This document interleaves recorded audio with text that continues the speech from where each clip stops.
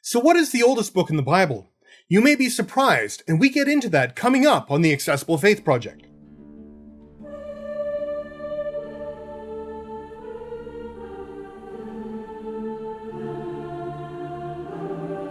Hi there, I'm John, and welcome to the Accessible Faith Project. If you're looking for insights into the Bible, faith, and history in ways that engage your brain regardless of your faith stance, then please hit subscribe and that little bell icon so you can be notified anytime I upload a new video. When someone asks what the oldest book of the Bible is, there's two possible thoughts behind that question. One of them is a physical one. What is the oldest copy of a biblical book that currently exists? The other is, which book was written first? Both of these questions are probably oversimplified somewhat, and I'm going to give you a short answer to the first and a more in-depth answer to the second. When it comes to ancient handwritten manuscripts, the oldest copy of a complete, intact work is of the Book of Isaiah, dating from 150 BCE to 50 CE, which is part of the famous collection of Dead Sea Scrolls originally discovered in 1945. When it comes to fragments, in 1979, the Silver Scrolls were found at an archaeological site south of Jerusalem that contains the priestly blessings now found in Numbers chapter 6 verses 24 through 26. This ancient fragment was found inscribed using the Paleo-Hebrew script and was likely written on silver and likely worn as amulets. This discovery has been dated to about 587 BCE, which makes them the oldest surviving handwritten manuscript of any biblical text. That actually tells us something really neat that could be a subject of a whole new video. But that doesn't answer the questions of what the actual oldest book of the Bible really is.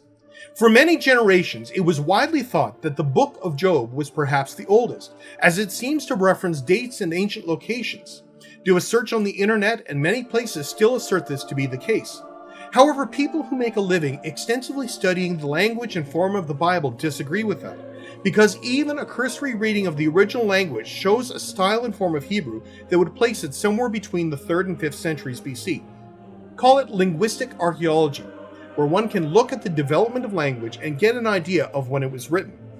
Confused yet? Or getting your fingers ready to tell me how wrong I am? That's fair, but bear with me.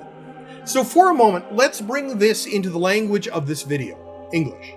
So here's 4 different sentences, each written in English, but from different time periods. Which of the following phrases was likely written first? Chances are, in looking at these sentences, you almost immediately figured out that number 2 is the oldest, number 1 is next, number 4 is the third one, and of course number 3 is the newest. The language itself can help us get an idea as to when something was written. Even someone who doesn't know anything about linguistics could probably put these in an approximate chronological order just from how the language is used and the words appear. We can be pretty certain that you're not going to find the word dude anywhere in the writings from Chaucer or Shakespeare. The same principle can be applied to any language, and it is particularly relevant for trying to answer the big question for this video. We may not necessarily be able to nail down precise dates, but we can make some pretty good guesses as to what is older and what is newer. And that helps us see the layers in the same way that a geologist or a paleontologist can look at the layers of rock and have an idea as to how old a fossil might be and what the landscape might have looked like when it was left there. In the same way, the presence of certain words or a lack of certain words, along with how they are strung together, can help us get an idea as to how old a block of text might be. In this process, scholars begin to see and experience a much greater depth to many biblical texts, that many of them are compilations and stretch over many generations and time periods. It is a huge field of study that we can get into. But you came for the one question: what is the oldest book in the Bible? Well, perhaps the better question to ask is, what is the oldest part of the Bible?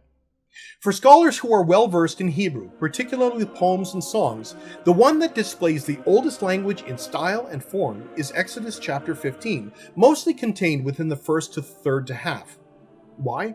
It is in the form of a poem or a song, something that is easily memorized, and yet the style of language is much more basic than other examples of songs that one can find throughout the Bible.